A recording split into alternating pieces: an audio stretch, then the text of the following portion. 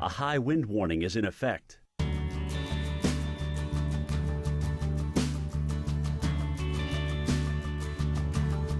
Currently in our area, 58 degrees with rainy conditions.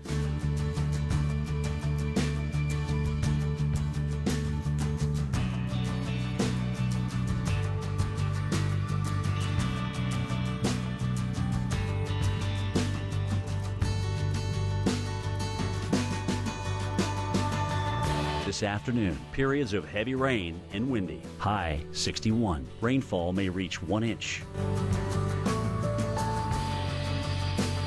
Tonight, windy with rain and possibly some thunder. Low 57.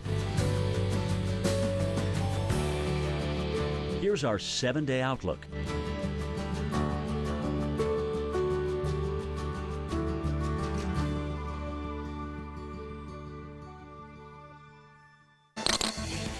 Hello everyone, welcome into Weather Underground. Glad you could be with us. I'm Mike Bettis. Alex Wilson has the evening off. Right now, an area of the country we're closely watching, the Pacific Northwest. Let's take a live look right now. Seattle, Washington, Corvallis, Oregon. This weekend could bring hurricane-force winds and extreme flooding as a strong low-pressure system is set to slam into the coast. Let's get right to our severe weather expert, Dr. Greg Forbes. He's up in the lab. He's got the very latest on the thinking about this. This could be incredibly impactful, Dr. Forbes. Yeah, it really could. The one on Saturday, perhaps 100-mile-per-hour wind gusts. We have one today, might have 75-mile-per-hour wind gusts. The one today, embedded in this upper trough that you see here, the jet stream U-shaped pattern. Number one there, blasting its way toward the coast of Washington, Oregon on its south flank.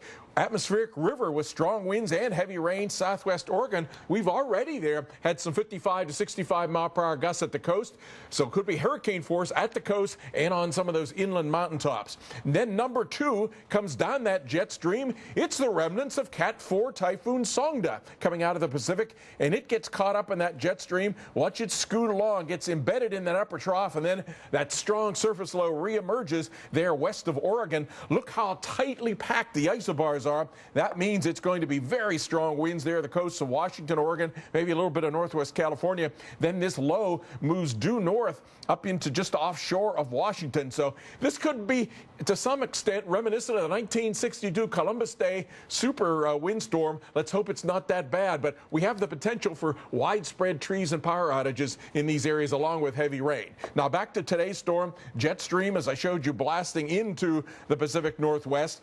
Ahead of that, it's pushing in a surface low not as strong as the Saturday one. Lots of warm, moist air, Pacific moisture coming in with that. So it's raining hard with this. It'll get showery later on, and strong winds, as I say, at the coast and in the mountaintops could be 75-mile-per-hour gusts.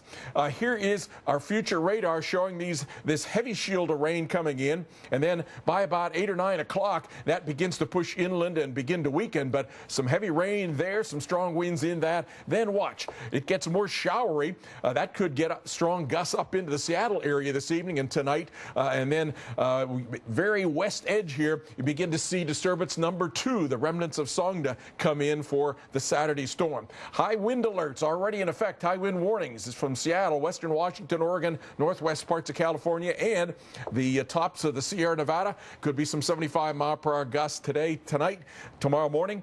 And between now and Sunday, with a second disturbance coming in, look at this, California-Oregon border area, 12 to 18 inches of rain. A number of areas there, 5 to 8 inches or more, especially some of those west-facing and southwest-facing slopes of the mountains. And then as we head into the Saturday storm, jet stream blasting in, as I showed, surface low, very strong, pushing those very strong winds up across northwest California, Washington, Oregon. This one, if it goes according to the current forecast, could really be a destructive, damaging wind event. Mike? Dr. Forbes, a wild couple of days ahead for us. Thank you very much for that update. Now to Hurricane Nicole.